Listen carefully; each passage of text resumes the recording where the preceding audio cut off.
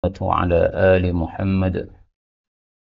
اللهم انفعنا بما علمتنا وعلمنا ما ينفعنا وزدنا علما وبارك لنا في علمنا وارزقنا الإخلاص في القول والعمل كاملا وعلما نافعا لا ينسى وتوفيقا دائما وصحة ويقينا وعافية.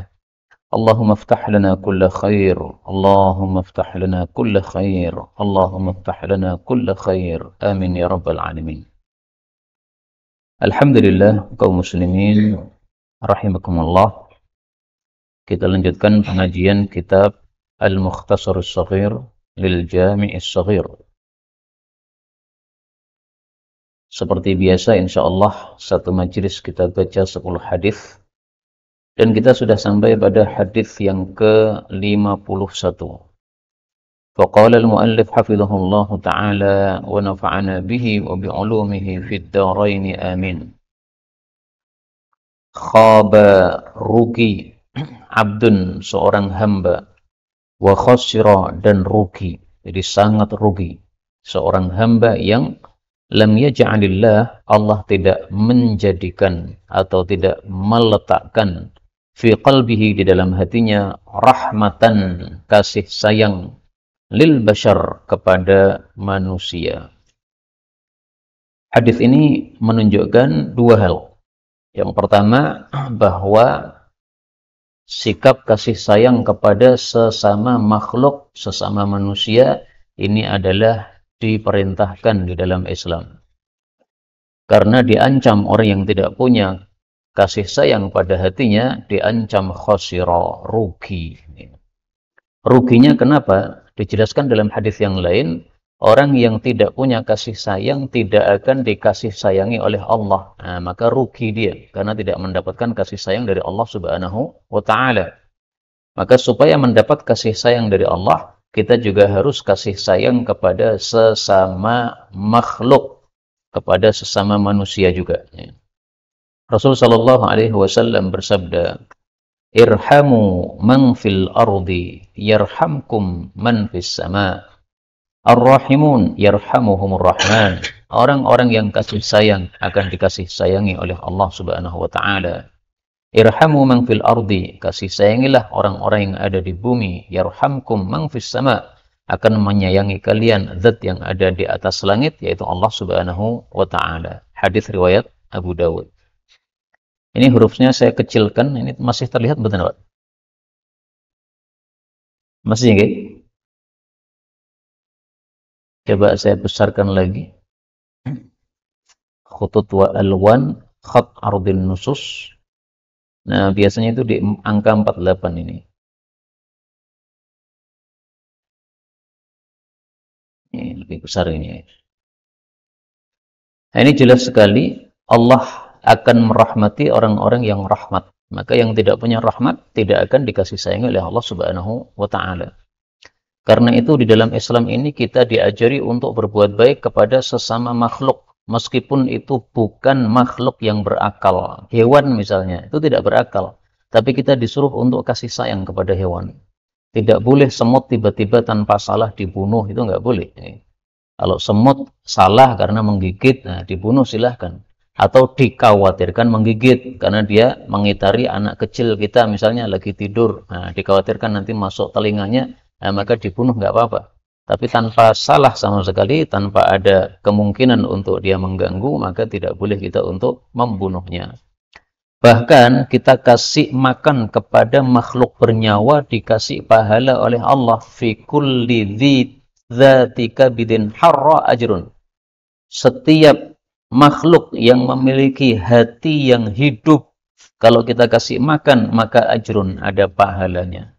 Semua yang punya nyawa, yang masih hidup, termasuk hewan-hewan yang tidak ada dalil halalnya, misalnya tikus misalnya. Nah, tikus itu kita diperbolehkan untuk membunuh. Tapi kalau kita ngasih makan tikus gimana? Nah, ngasih makan tikus tetap ada pahalanya berdasarkan hadis ini. Ngasih makan semut ada pahalanya berdasarkan hadis ini. Nah, maka kalau panjenengan punya nasi, kemudian nasinya sudah basi, sudah nggak bisa dimakan, sebisa mungkin nasi yang tidak bisa dimakan itu mendatangkan pahala. Kasih kepada ayam, dapat pahala. Nggak ada ayam, kasih kepada tikus, dapat pahala. Malam-malam jam 2, saya sering lihat tikus besar-besar itu keluar dari gorong-gorong itu. Nah, ternyata cari makan di tempat-tempat sampah itu. Nah, maka kalau sudah kita siapkan nasi basi di dekat tempat sampah, pasti itu jadi santapannya tikus-tikus tersebut. Ada pahalanya. Maka sebisa mungkin ya, apapun yang kita makan itu, kalau ada sisanya itu jadi pahala. Banteng, nah, kepala banteng kan nggak kita makan kan?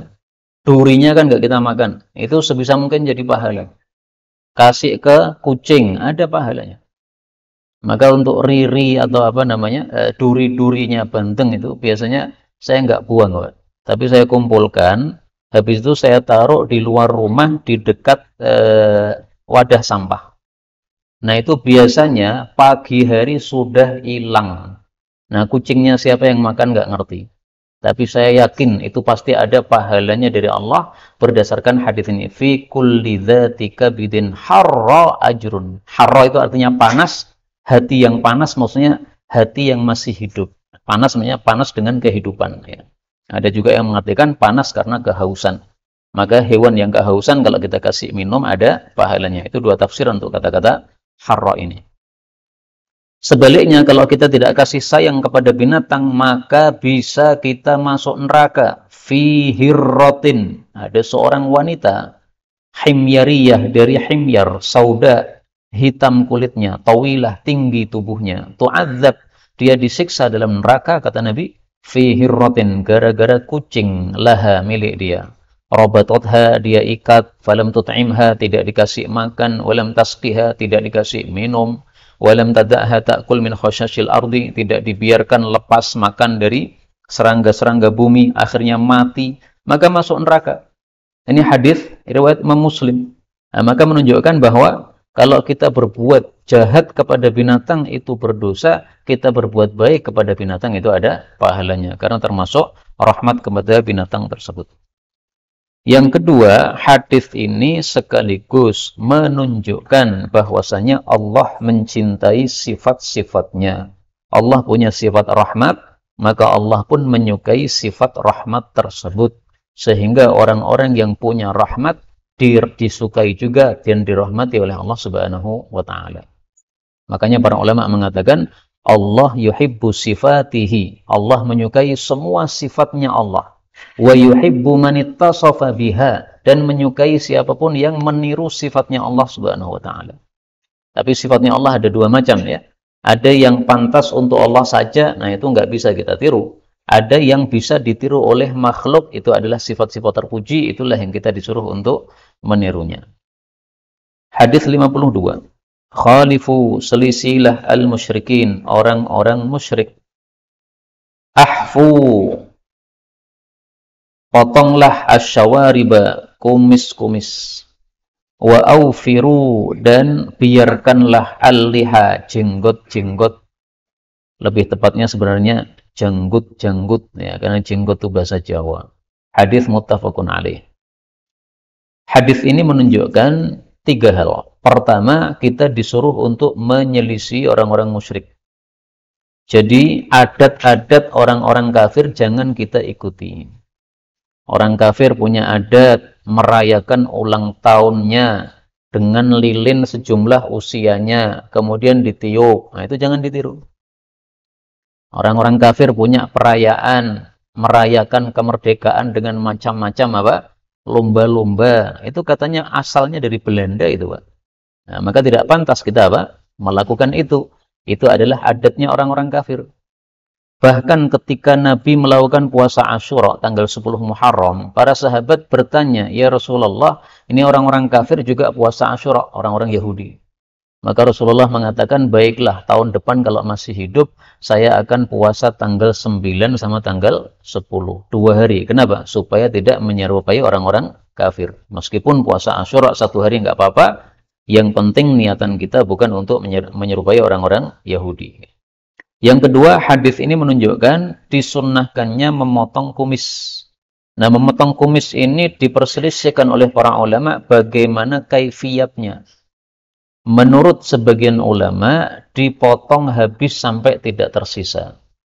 Tapi pendapat yang dipilih oleh guru kami, Syekh Walid Hafizahullah, adalah disisakan sedikit, sehingga masih ada sisa-sisa kumis. Karena Sayyidina Umar itu, kalau marah, dia linting kumisnya. Menunjukkan berarti masih ada sisa-sisa kumisnya. Nah, sehingga para ulama katakan, memotong kumis itu disisakan sekitar 1 siwak. Ya, ini siwak kecil, nah, taruh di sini, kemudian dipotong, sehingga bibirnya ini enggak tertutup oleh kumis. Jadi sunnahnya memotong kumis adalah sampai bibirnya tidak tertutupi oleh kumis. Maka kumis yang menutupi bibir ini kumis tidak sesuai sunnah. Dan ini bisa menyebabkan kotor. Karena kalau dia minum susu, kumisnya jadi putih-putih kena susu. Kalau dia makan nasi, maka nanti nasinya bisa nempel-nempel pada kumis tadi. Kemudian yang ketiga, hadis ini menunjukkan disunahkannya membiarkan jenggot. Nah, jadi jenggot itu jangan dipotong. Banyak orang bertanya, bagaimana kalau potong jenggot supaya tumbuh lebat? Nah, berarti dikerik maksudnya, jangan dikerik. Karena para ulama mayoritas melarang mengerik jenggot sampai habis. Bahkan Imam Malik berpendapat itu namanya muslah. Muslah itu mutilasi, karena seolah-olah jenggot kita ini anggota tubuh kita, dipotong-potong seperti kalau kita memotong jari kita, nggak boleh begitu. Adapun kalau jenggotnya kurang rapi, kemudian dipotong untuk dirapikan, nah di sini khilafiyah diperselisihkan oleh para ulama. Pendapat yang dipilih oleh guru kami, Ustaz Mudzakir Hafizahullah, boleh potong jenggot untuk merapikan. Karena secara umum Islam ini mengajarkan apa? Kerapian dan keindahan. Innallaha jamilun yuhibbul jamal. Allah itu maha indah dan suka menyukai keindahan. Maka boleh insyaallah kalau untuk hanya merapikan saja. 53 khaslatan, ada 2 perkara mu'allaqatan yang tergantung fi a'naqi, pada tengkuk al-muadzinin, orang-orang yang azan, lil muslimin, bagi umat Islam. Apa 2 perkara itu? Siyamuhum, puasa mereka, wa salatuhum, dan salat mereka. Hadis riwayat Ibnu Majah, derajatnya sanadnya dhaif. Tapi saya temukan hadis yang semakna dengan ini. Dengan kata kunci umana. Rasul sallallahu alaihi wasallam bersabda, umanaul muslimin, orang-orang yang diamanai oleh umat Islam, ala salatihim, terhadap salat mereka, wa suhurihim, dan sahur mereka, humul muadzinun, adalah orang-orang yang mengumandangkan azan. Hadis riwayat Baihaqi, derajatnya hasan. Demikian juga Rasul sallallahu alaihi wasallam bersabda, hadis yang lain, al-muadzinun, orang-orang yang azan, umanaul muslimin, adalah orang-orang yang diamanai umat Islam, ala salatihim, untuk salat mereka, wa hajatihim, dan hajat mereka. Apa makna hajat ini? Nah, kita lihat tafsiran para ulama. Yang dimaksud hajat adalah hajatus shaimin ilal iftar. Hajatnya orang-orang puasa untuk berbuka puasa. Jadi ringkasnya, orang-orang yang mengumandangkan azan itu terikat pada tengkuknya amanah yang harus ditunaikan. Apa itu? Azanlah tepat waktu. Kenapa disuruh azan tepat waktu? Karena menjaga sholat mereka. Kalau azannya terlambat 1 jam, nah sholatnya jadi mundur 1 jam. Atau azannya terlalu maju, sehingga sholatnya bisa sebelum waktunya, tidak sah nanti salatnya. Nah, jadi maksud hadis ini adalah para muadzin hendaklah dia azan sesuai waktunya. Seperti yang saya lihat di sini, muadzin sudah datang sebelum waktu. Kenapa? Untuk menjaga supaya tepat waktu. Nah, ini yang bagus seperti ini. Jadi datang ke masjid sebelum waktu azan. Kenapa? Pas masuk waktu azan, segera langsung azan. Kemudian yang kedua untuk dijaga adalah puasa, yaitu sahurnya maupun buka puasanya. Karena kalau subuh sudah masuk tapi nggak segera azan, ini ada orang makan terus padahal sudah masuk waktu pagi, menyebabkan puasanya bisa tidak sah. Kemudian maghribnya dia tidak segera azan, padahal sunnahnya kalau sudah masuk maghrib itu segera buka puasa. Maka kalau dia segera azan, maka orang-orang bisa melakukan sunnah menyegerakan buka puasa ini. Sehingga ringkasnya hadis ini maknanya sahih, bahwasanya para muadzin dituntut untuk amanah dalam azannya supaya menjaga dua ibadah ini, ibadah syam dan ibadah salat. Kalau dalam hadis tadi dikatakan salat dan hajat. Nah, hajat maksudnya hajatnya orang puasa untuk buka puasa. Dan karena muadzin itu memikul amanah untuk masalah ini, maka pahalanya tidak kecil. Wajar kan kalau orang dikasih amanah berarti ada beban, maka dia dapat upah, ya kan? Nah, maka azan pun juga begitu. Azan ini satu beban, maka ada upahnya dari Allah Subhanahu wa taala. Man shalla ma'ah. Rasul bersabda bahwasanya orang-orang yang azan yughfaru lahu madda sautih, diampuni dosanya sejauh suaranya. Wa yusaddiquhu man sami'ahu, dan semua benda yang mendengarnya akan membenarkan azan dia. Walahu mithlu ajri man shalla ma'ah, dia mendapatkan pahala seperti siapapun yang salat bersama dia. Yang salat 100 orang, maka pahala 100 orang ini ngalir kepada muadzin tanpa mengurangi pahala mereka. Enak kan jadi muadzin? Makanya sampai ada perselisihan pendapat di antara para ulama, lebih utama mana? Azan atau imam? Yang mengatakan azan lebih utama karena melihat hadis-hadis seperti ini. Yang mengatakan imam lebih utama karena Rasulullah seumur-umur menjadi imam, tidak menjadi muadzin. Nah, maka ringkasnya masing-masing punya fadilah, satu sama lain memiliki fadilah yang khusus untuk mereka. Maka kalau antum bisa menjadi muadzin atau menjadi imam, ya maka menjadi imam. Hadis 54. Khallaftu, saya meninggalkan, fikum, di tengah-tengah kalian, syai'aini, dua perkara, lan tadillu, yang kalian tidak akan sesat, ba'dahuma, setelah memegangi dua perkara itu. Apa dua perkara itu? Yang pertama, kitab Allah, kitab Allah. Apa maksudnya? Al-Quran. Wa sunnati, dan kedua adalah sunnahku, sunnah Rasulullah sallallahu alaihi wasallam.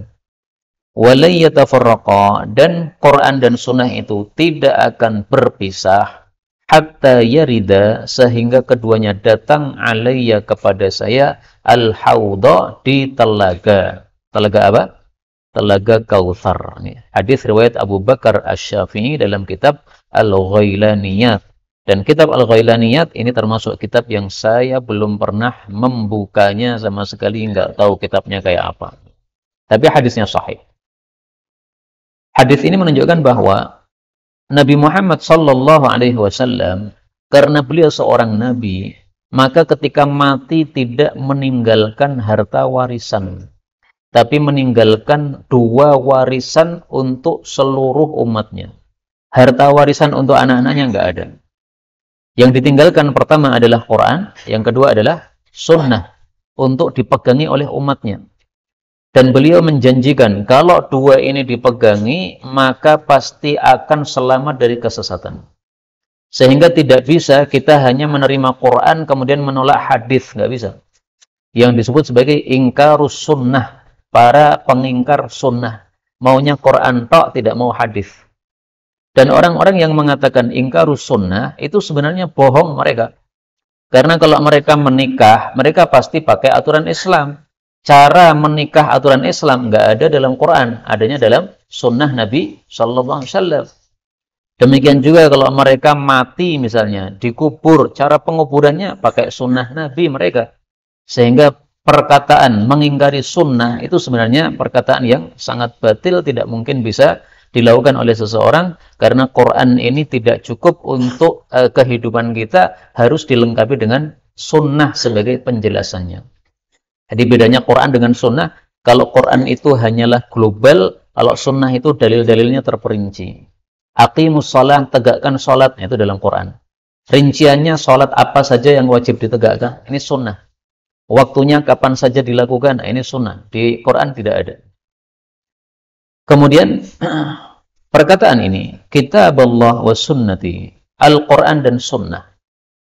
Ini dianggap dhaif oleh orang-orang Syiah. Mereka menganggap bahwa yang sahih itu bukan Quran dan sunnah, tapi Quran dan Ahlul Bait Nabi SAW. Nah, sekarang perkataan orang-orang Syiah bahwa yang ditinggalkan oleh Nabi dua, yaitu Quran dan Ahlul Bait, apakah ada hadisnya? Ternyata kita temukan hadisnya juga sahih. Rasulullah bersabda, "Inni tarikun fikum khalifatain." Saya meninggalkan untuk kalian dua yang saya tinggalkan. Pertama adalah kitab Allah Al-Quran. Hablun mamdudun ma baina samai wal ard. Itu adalah tali yang tersambung antara langit dengan bumi. Wa itrati, yaitu ahla baiti, ahlul baitku.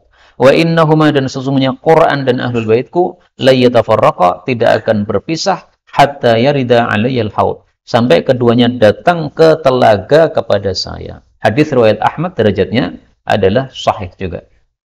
Nah, kalau ahlu sunnah, karena dua hadis ini sama-sama sahih, maka kemudian tidak dibuang salah satunya. Ini dua-duanya sahih, dikompromikan. Sehingga gimana cara pengkompromiannya? Nah, para ulama menjelaskan, berarti yang dimaksud ahlul bait adalah ahlul bait Nabi, keluarga Nabi yang mengikuti sunnah baginda Rasulullah SAW. Jadi ringkasnya kita disuruh mengikuti dua. Satu, Quran. Dua, sunnah Nabi. Yang sunnah Nabi ini tentu saja yang lebih paham adalah keluarga Nabi SAW. Keluarga Nabi kan lebih sering ketemu dengan Nabi kan? Maka kalau lebih sering ketemu dengan Nabi, berarti apa? Memiliki kepahaman yang insya Allah lebih dalam daripada yang tidak sering ketemu dengan Nabi SAW. Tetapi bukan berarti sunnah Nabi hanya diambil dari ahlul bait. Tidak. Sunnah Nabi diambil dari siapapun. Sahabat-sahabat Nabi yang bukan ahlul bait, termasuk sahabat Abu Bakar, Umar, Uthman, Ali. Ya, ini orang-orang yang keluarga Nabi SAW maupun yang tidak, ini semuanya adalah sahabat Nabi yang kita disuruh untuk mengikuti petunjuk yang mereka bawa, yang didatangkan dari Rasulullah SAW. Nah, ringkasnya, ini hadisnya sahih sehingga tidak bisa kita tolak. Maka sunnati, sunnahku, ini tidak bertentangan dengan hadis yang mengatakan ahlul baitku. Karena ahlul bait maksudnya ahlul bait yang mengikuti sunnah Nabi. Sehingga kalau ada ahlul bait habaib, tetapi dia ahli bid'ah, itu kita tidak suruh mengikuti. Kita disuruh mengikuti Rasulullah SAW. Nah, kalau cucunya Nabi, yaitu para habaib, tidak mengikuti ajaran datuknya, maka kita tidak usah mengikuti yang cucu tadi. Kita ikuti datuknya. Karena perintah dalam Quran semuanya sangat jelas. Ati Allah, ati Rasul. Taati Allah dan Rasul. Nggak ada kata-kata taati habaib, nggak ada. Habaib memang adalah keturunan Rasulullah SAW. Tapi orangnya yang macam-macam. Ada habib yang ahli bid'ah. Ada habib yang fasik. Ada habib yang alim. Ada habib yang bodoh. Meskipun habib kalau nggak pernah belajar agama, ya bodoh, Pak. Bahkan saya pernah mendengar satu tulisan. Ya. Tulisan ini dalam bahasa Arab mengatakan, bahwasanya para habaib yang hidup di Indonesia rata-rata la yutqinun al-arabiyyah, tidak bisa bahasa Arab fasih. Nah, kalau tidak bisa bahasa Arab fasih, tidak ngerti bahasa Quran dan hadis, ya pasti orang bodoh, nggak akan paham orang begitu. Bukan itu yang kita ikuti. Tapi yang kita ikuti adalah habaib yang alim, yang ulama, yang mengikuti sunnah baginda Rasulullah SAW. Dan masih banyak habaib yang ulama seperti itu. Kemudian hadis ini menunjukkan bahwa la yatafarraqa, Quran dan sunnah tidak bisa dipisahkan. Kalau kita pisahkan antara keduanya, maka pasti kita tersesat. Karena kita dijamin mendapatkan hidayah itu kalau ngikuti dua-duanya. Ngikuti salah satu saja nggak bisa. Ya, Quran saja nggak bisa, sunnah saja nggak bisa. Harus dua-duanya. Inilah sebabnya kenapa di kajian ini, malam ini kita mengkaji hadis-hadis Nabi SAW. Karena di kajian yang lain, Ustadz Abdul Hasan sudah menjelaskan tafsir Al-Quran. Nah, maka ada tafsir Quran, ada hadis Nabi SAW. Adapun telaga ini, maka dulu sudah saya jelaskan bahwa setiap nabi memiliki telaga dan hadisnya sahih. Inna likulli nabiyyin hawdha. Sesungguhnya setiap nabi memiliki telaga. Wa innahum yatabahawna ayyuhum aktsaru waridah. Dan sesungguhnya mereka berbangga siapa yang lebih banyak pengikutnya yang datang ke telaga mereka. Wa inni arju an akuna aktsarahum waridah. Saya berharap sayalah nabi yang terbanyak pengikutnya yang ke telaga saya. Hadis riwayat Tirmidzi, derajatnya sahih. Maka dulu guru kami Syekh Ibrahim Ar-Ruhaili, ketika beliau ditanya tentang masalah ini, apakah benar semua nabi punya telaga? Beliau mengatakan tidak benar, hadisnya sahih. Tapi kemudian setelah beliau membaca hadis riwayat Tirmidzi ini disahihkan Syekh Albani, kemudian beliau meralat fatwa beliau. Jadi ulama salah itu ya biasa, Pak. Namanya manusia bisa salah. Ini salah satu contoh yang beliau salah padanya. Dan salah mengaku ini sesuatu yang baik, ini justru fadilah bagi beliau, guru kami Syekhuna Ibrahim Ar-Ruhaili hafizahullahu ta'ala. Kita lanjutkan hadis 55. Khalaqallahu, Allah ciptakan jannata adnin, surga adn. Adn artinya kekal. Wa gharasa, dan Allah tanam asjaraha, pohon-pohonnya, biyadihi, dengan tangannya Allah. Faqallaha, lalu Allah berkata kepada surga Adn, takallami, bicaralah kamu. Faqalat, maka surga itu mengatakan, qad aflahal mu'minun, sungguh beruntung orang-orang yang beriman. Hadis riwayat Hakim dan disahihkan oleh Imam Hakim, tetapi didhaifkan oleh oleh siapa namanya Az-Zahabi. Jannatu Adn, ada yang mengatakan bahwa ini adalah ismu jannatin minal jinan, nama satu macam jannah. Jannah ada banyak, salah satunya namanya Jannatu Adn. Tapi pendapat yang lebih benar adalah bahwa semua jannah itu disebut Jannatu Adn. Karena semuanya kekal. Nggak ada jannah yang nggak kekal, nggak ada. Jannah itu atas maupun tengah maupun bawah semuanya kekal. Jadi tidak ada jannah yang sementara, nggak ada. Kalau neraka ada, Pak. Neraka bagian atas, itu kan untuk orang-orang beriman yang maksiat di situ, kan? Nah, kalau orang-orang beriman yang maksiat ini sudah selesai siksanya, akan dikeluarkan dari neraka tersebut. Nah, berarti tugasnya neraka atas sudah selesai untuk menyiksa orang-orang beriman. Ada masanya. Tapi neraka-neraka bawahnya masih terus kekal, sama ya, sama dengan surga ini juga kekal.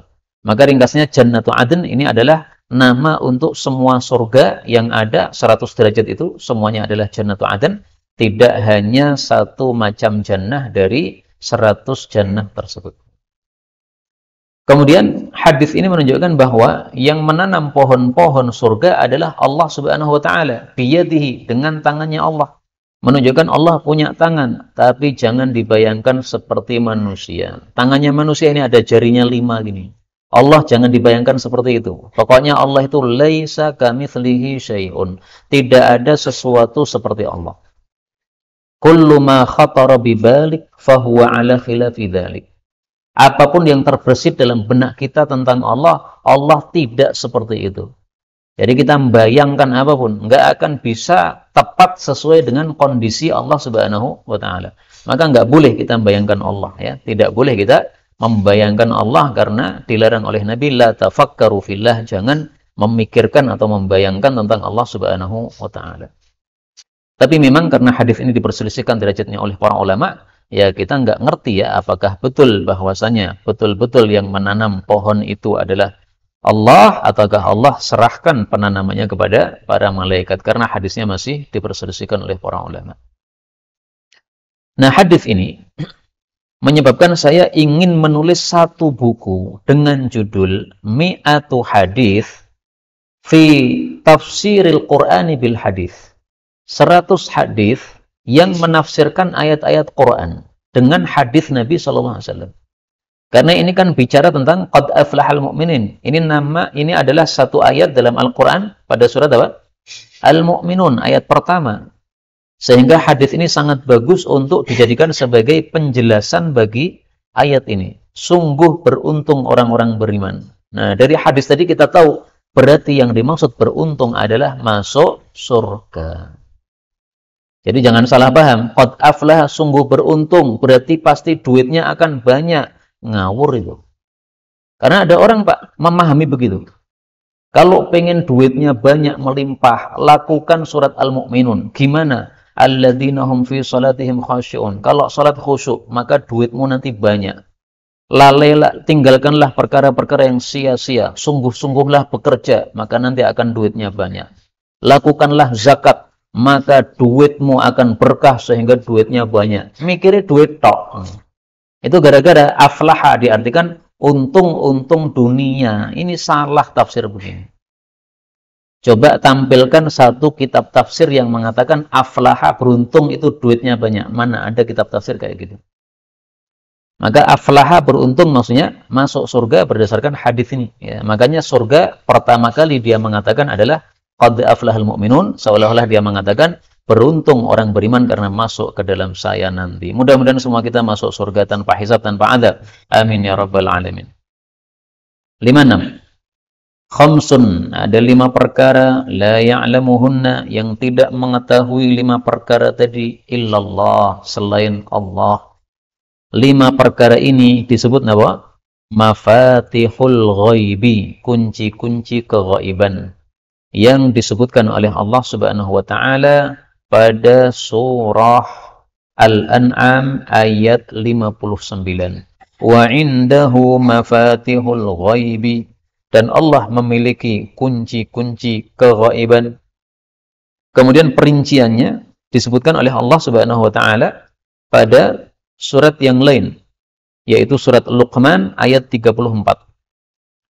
Innallaha indahu ilmus sa'ah, Allah mengetahui kiamat, wa yunazzilul ghaith, menurunkan hujan, wa ya'lamu ma fil arham, mengetahui isi rahim, wa ma tadri nafsum madza taksibu ghada, jiwa tidak tahu apa yang dilakukan besok, wa ma tadri nafsum bi ayyi ardin tamut, juga tidak tahu kapan dia akan mati, di mana dia akan mati. Nah, inilah 5 perkara gaib yang disebut sebagai kunci-kunci keghaiban. Nah, 5 ini surat Luqman ayat 34 ini isinya sama dengan hadis ini.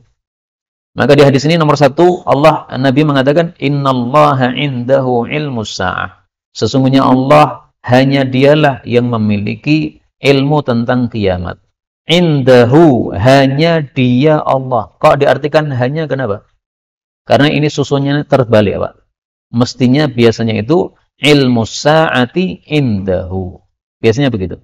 Tapi ketika indahunya didepankan, kemudian ilmu sa'ah diakhirkan, berarti susunannya apa? Dibalik. Nah, susunan dibalik menunjukkan arti hanya. Seperti iyyaka na'budu wa iyyaka nasta'in, hanya padamu kami menyembah dan minta tolong. Yang kedua, wa yunazzilul ghaith, dan Allah yang menurunkan hujan. Jadi kapan hujan turun kita nggak tahu. Di mana turun nggak tahu. Berapa yang turun, berapa tetes kita nggak tahu. Allah tahu. Yang ketiga, wa ya'lamu ma fil arham, Allah mengetahui apapun yang ada dalam rahim. Mungkin sebagian orang bertanya, sekarang sudah ada alat canggih.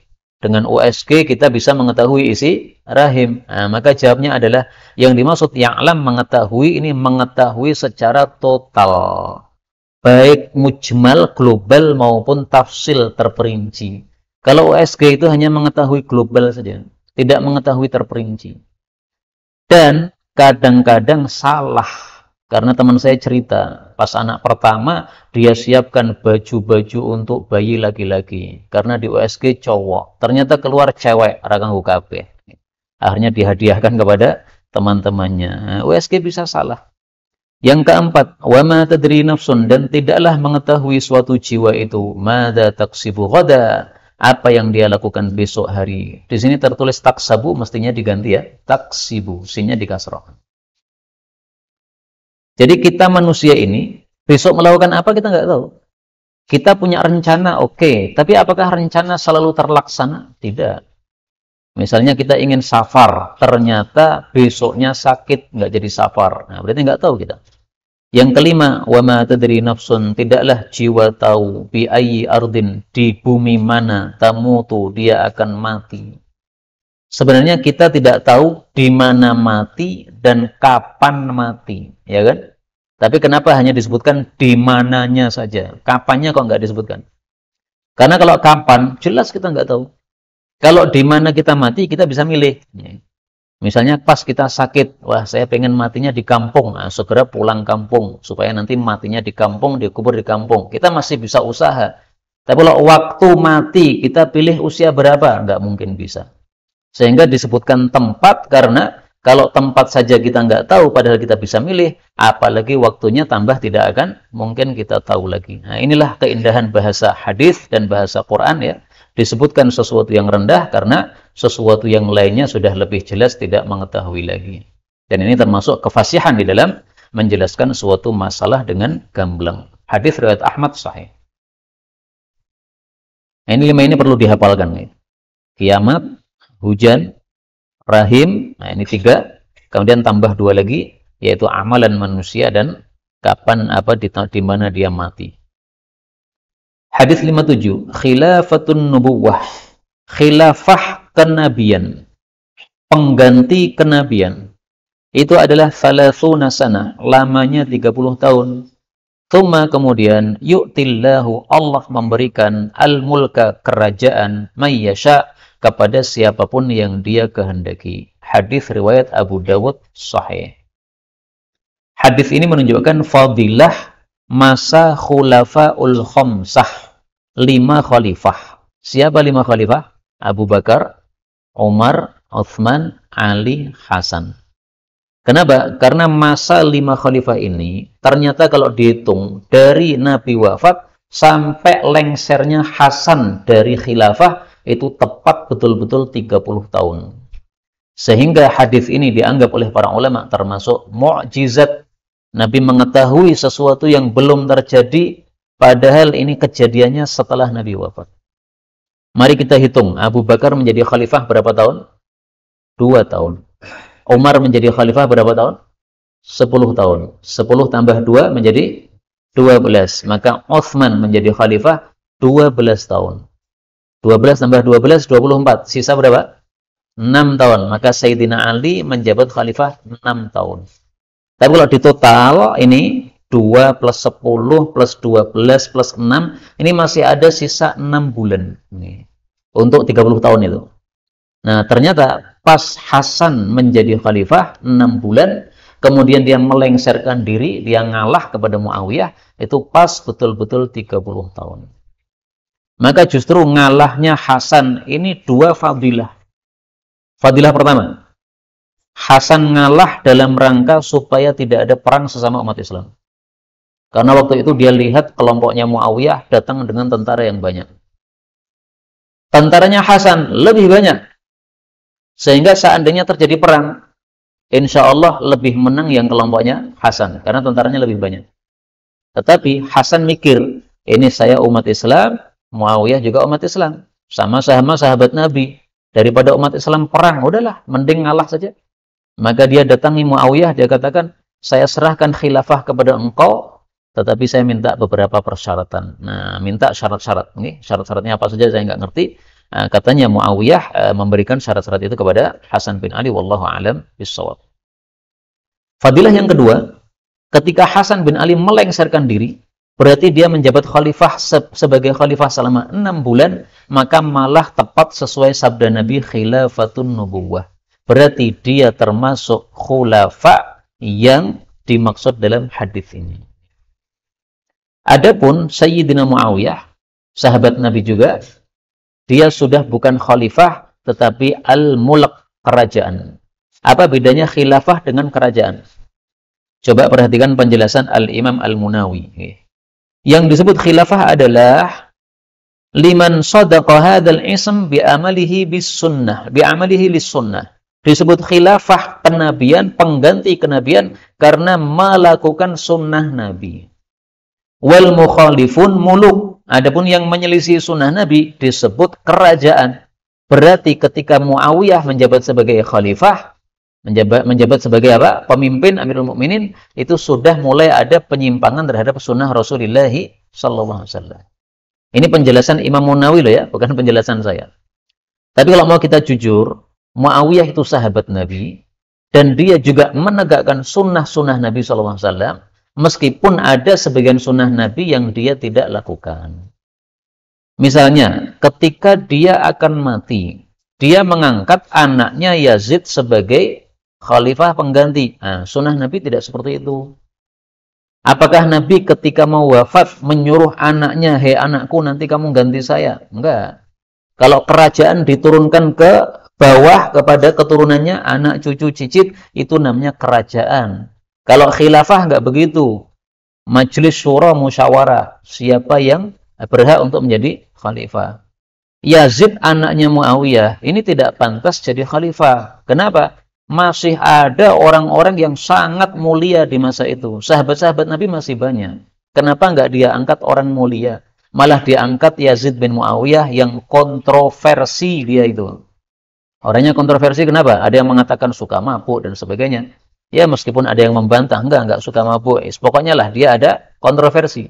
Tapi sepakat bahwasanya saat itu masih ada orang-orang yang lebih baik daripada Yazid bin Muawiyah. Sehingga pengangkatan Yazid bin Muawiyah sebagai khalifah setelah Muawiyah wafat, ini bukan mengikuti sunnah baginda Rasul sallallahu alaihi wasallam.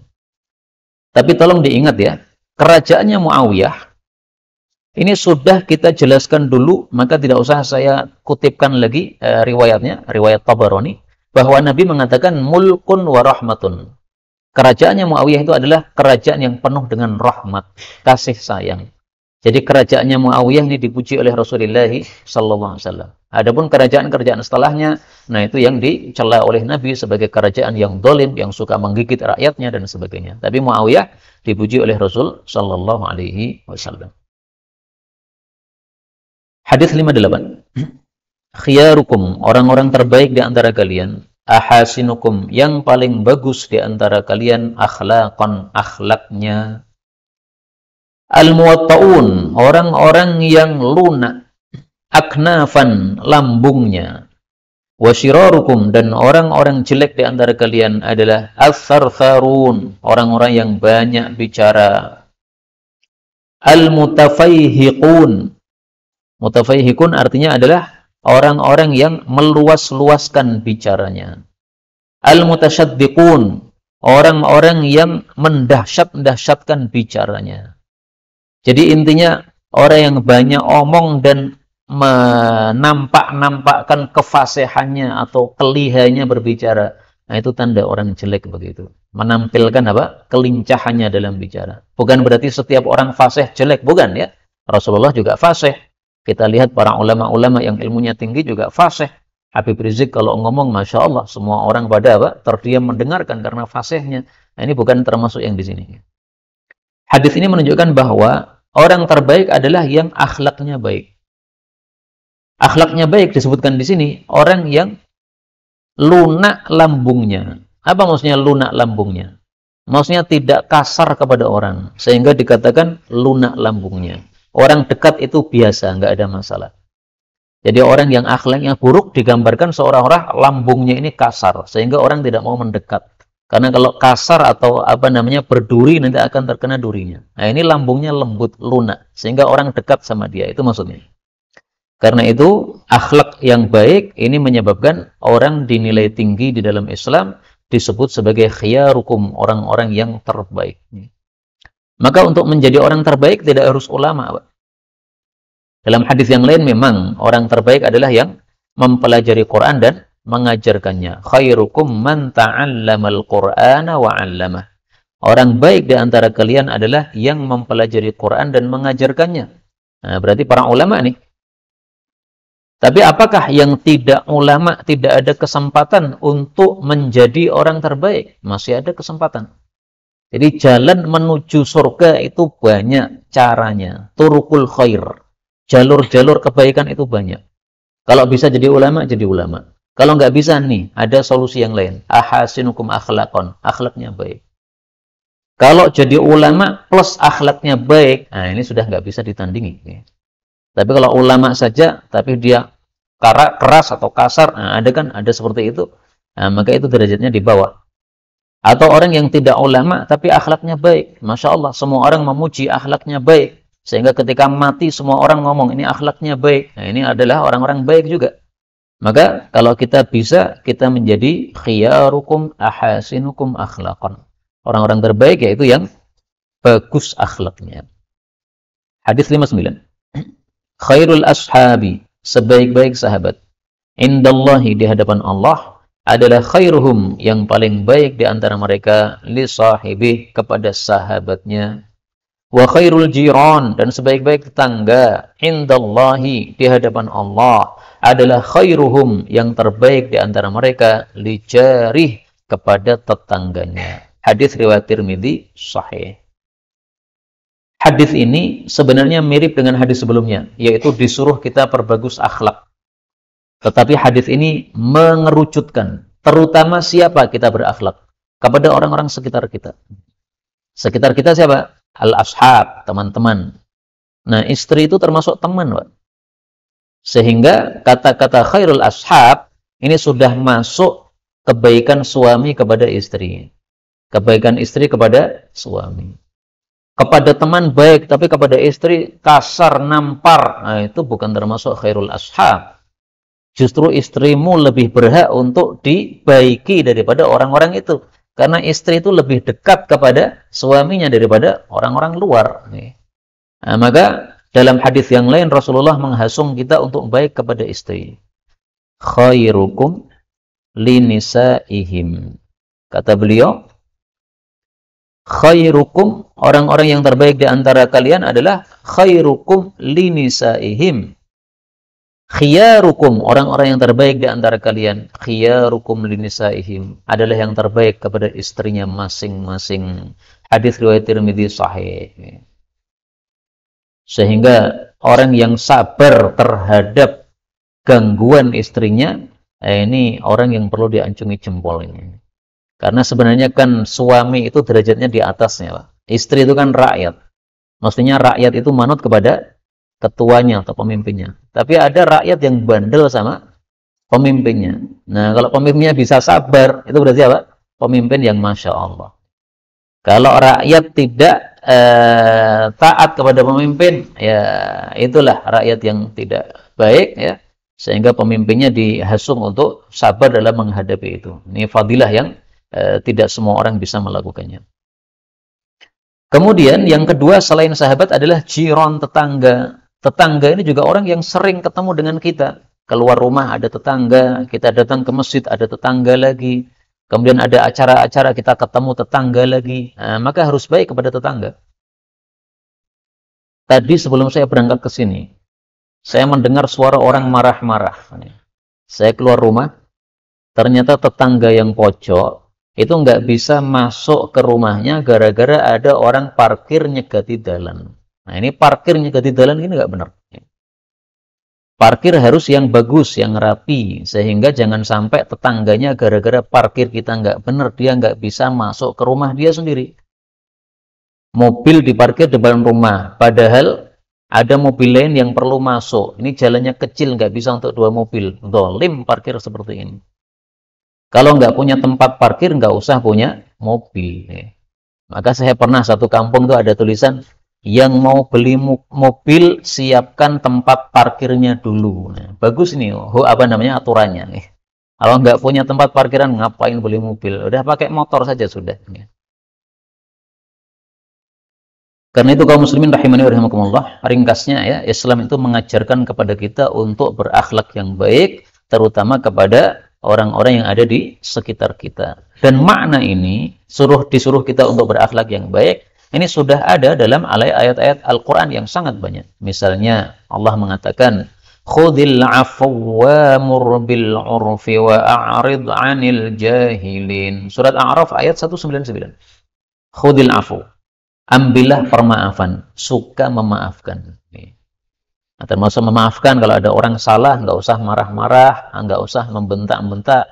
Sehingga tadi ada parkir yang tidak benar, itu kalau saya loh, kalau saya mungkin nggak usah marah-marah lah, ya dipanggil aja orangnya. Ini parkirnya besok jangan di sini, kalau di sini nanti saya pindah. Nah, itu lebih bagus daripada marah-marah, teriak-teriak sehingga orang pada keluar rumah. Tapi ya kadang-kadang ada orang yang perlu dimarahi, Pak. Orangnya bandel, kalau nggak dimarahi nggak akan sadar. Nah, orang kayak begitu perlu dimarahi. Perlu dikasari karena apa? Tidak sadar. Wa'mur bil 'urf, dan perintahkanlah yang ma'ruf, yang baik. Wa'rid 'anil jahilin, dan berpalinglah dari orang-orang yang berbuat bodoh, alias jangan membalas kebodohan dengan kebodohan. Ini semuanya kalau kita perhatikan ini akhlak yang baik. Makanya Rasulullah awal datang ke Madinah, itu yang disampaikan bukan hukum halal haram, bukan. Bukan masalah potong tangan, rajam, bukan. Tapi beliau menyampaikan akhlak.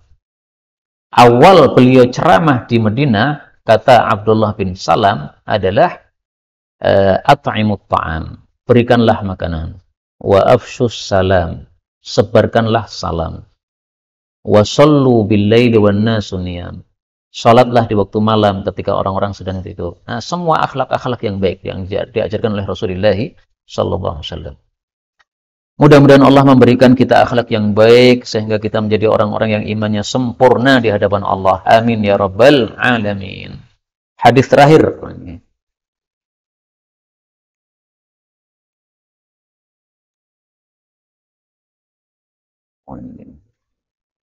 Hadis terakhir, hadis yang ke-60.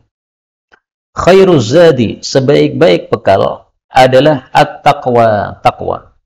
Wa khairu ma ulqiya, dan sebaik-baik apa yang diberikan fil qalbi, di dalam hati, adalah al-yaqin, yakin kepada Allah atau yakin kepada akhirat.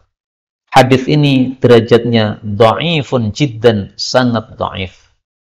Tapi betul isinya bahwasanya sebaik-baik bekal adalah takwa, karena disebutkan oleh Allah dalam Al-Qur'an. Surat apa, Pak? Surat Al-Baqarah ayat 197. Wa tazawwadu, berbekallah, fa inna khairaz zadi taqwa, sebaik-baik bekal adalah takwa. Ini kaitannya dengan orang-orang Yaman ini.